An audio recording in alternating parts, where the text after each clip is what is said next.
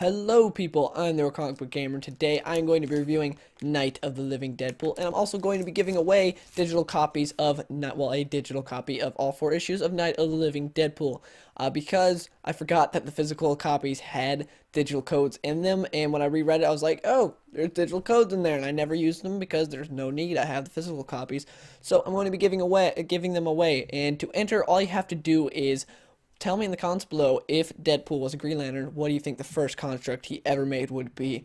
Would it be weaponizing Kate Upton or trapping Wolverine in a box? Just let me know in the comments below, and then I will pick a winner by asking them for their email, and then I will email you the codes, and then you can read this great book. So yeah, this book is written by Colin Bunn, and the art is done by Ramon Rosanas, who needs to do more stuff. The art is great in this book. It's fantastic, and the coloring's great, and the inking's great as well. So yeah, I will be spoiling this book as well if you have not read it, so you've been warned. Yeah, this book starts off in an all-you-can-eat chimichanga restaurant because Deadpool ate himself into a food coma, and he slept through the zombie apocalypse. Well, through the start of the zombie apocalypse, and he wakes up, he reads a note saying that, hey, we didn't want to wake you, well, we couldn't wake you up, so we just locked the door, hope you're safe. He goes out and he sees the world and everything's black and white. Deadpool is the only thing that's in color. He is the only thing that's color. Everything else is black and white, and that's great contrast throughout the book because it shows how Deadpool is compared to everyone else, because everyone else is a little like bleak and grim because, you know, it's zombie apocalypse and Deadpool is still Deadpool. And so yeah, he goes out and he thinks back, maybe there were some things that would have warned me that the zombie apocalypse was coming, and you see all these things, it's like, yeah, there were definitely forebodings of a zombie apocalypse. Deadpool was just too stupid to notice. So then he runs upon some survivors who are a SWAT officer, an army guy, an army guy that's been bit, a grandma, and 2 little kids. The reason they have the army guy who got bit is because, well, he saved the 2 little kids, and they still need him to talk to their superiors to help, to talk to his superiors to help him get all of them into an army base to help keep them safe, because those are like one of the few safe spots. So what happens is Deadpool's like, hey, what about all the heroes? What are they doing? They tell him that all the heroes got spread too thin. They either died immediately or they got all spread too thin and just died. So Deadpool's the only hero left, and that's a great way to show Deadpool in this book, because throughout the book he's like, he treats himself as a hero now. He's no longer like a joke. He's still funny and everything, but I mean, the people in the book don't treat him like a joke because he's a hero. Deadpool throughout this book is hilarious. I cracked up so much in this book. Like, I'd just be reading it and dying laughing. There are so many funny parts. And this is my second time reading the book, and it's still funny. That shows how great it is. Just Deadpool is hilarious, and it's Deadpool at his best. So Deadpool goes with them, and through issue 2, we see that they go to pretty much everywhere from The Walking Dead, as in the prison, the farmhouse, everywhere. And like, it shows week 1, week 2, week 3, and Deadpool's like, nah, I don't want to go here, I don't want to go here. They also go to the cabin from Army of Darkness.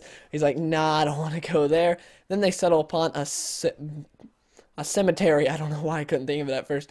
They settle upon a cemetery because, like, you know, the zombies only infect the freshly dead. It's not people that have already been buried that are coming back to life. That doesn't happen. So they stay there. Also, Granny died. I forgot to mention that. The grandma that was with them died because she got bit by the army guy, and so they're both dead now. Also, the zombies in this book can talk. They don't have any controls over the actions, but the people can still talk. Like, when Deadpool first runs into them, they're like, oh god, I don't want to do this. I don't want to eat you. Please help me. Kill me. Kill me. And they're all like, kill me first. Kill me first. Because they can't control what's going on in their body. They're just spectators. They can still talk. And so Deadpool's like all confused by that. So he kills them. And that's how the zombies work in the book. And it's really cool to see because all these zombies are just like, kill me, please.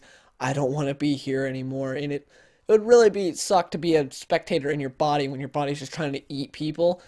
So yeah, that was a really cool element to the zombies to change it up a little bit. So yeah, they go to the cemetery, and when they're there, they go to sleep, and then the SWAT guy wakes Deadpool up because it turns out the kids had left during the middle of the night. They go, they find the kids, and the kids are like, I tripped, that's when they got us. And they're like, what?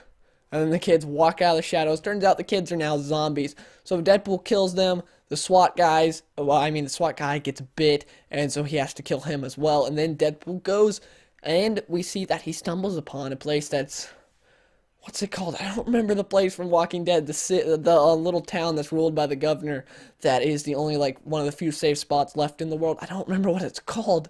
but he stumbles upon that place. It's a parody of that place. And then there's all these old ladies outside. They're like, yeah, that place looks great. Now we have to kill everyone inside there. And they pull like some machine guns out of their purses. Just a bunch of crazy old ladies. And so then it goes to the next issue. Deadpool goes up to the town like, please let me in. They're like, why should we let you in? He holds up all the heads of the dead ladies and tells them, these people are trying to kill you. I saved you. Let me in. So they let him in, and they're excited to have a hero because, you know, he's the only hero left in the city. So he goes throughout the small town, and then they tell him, hey, there's another hero here. Well, the kids do. I've seen his costume. He tries to hide it, but I know he's a hero. So Deadpool's like, I think it's time for a team up. He goes. He wants to meet the hero. Turns out it's an AIM agent named Clarence. Now, Clarence tells Deadpool that he's the one who created the zombie virus, but he's trying to do it for a good cause.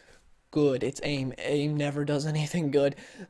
And so what he does is he tells him that how the zombie apocalypse started was we were trying to recreate you, pretty much. What we were trying to do was every time someone with a healing factor fought, we would go and clean up their blood, collect it, and then try to apply it to make our own sort of super soldiers. That didn't turn out so well. Zombie apocalypse.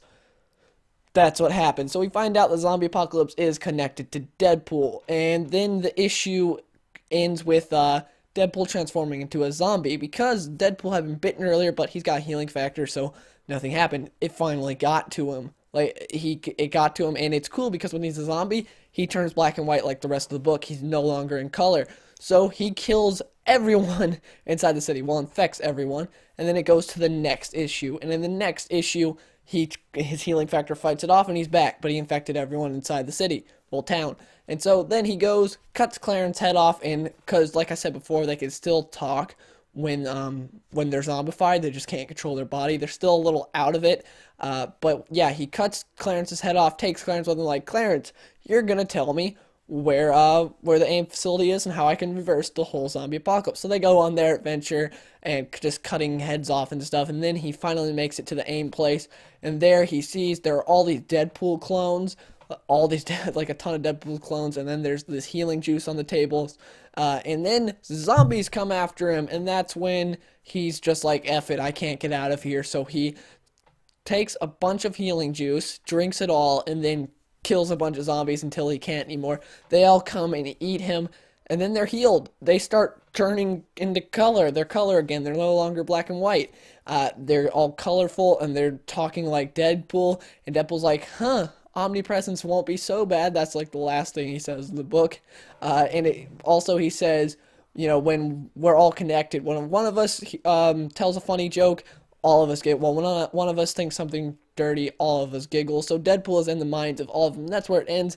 And Return of the Living Deadpool currently has one issue out, which I have not read, but I need to. So yeah, this book got a sequel, which I'm really happy about. But this book itself, really good. It's my favorite Deadpool book I've ever read. This was my second time reading it, but my first time reading it all together before I read it from issue to issue, so I had to wait till the next issue was released. But this was my first time reading it all together, and I was really happy I did. Great book. I'd give it a 9 out of 10. It's such a good book, and it's my favorite Deadpool book I've ever read. That being said, I've not read every single Deadpool story of all time, so if you don't agree with me, that's great. But yeah, I highly recommend this, and again, enter the giveaway if you want to read this book for yourself. And if you enjoyed this video, please give it a like.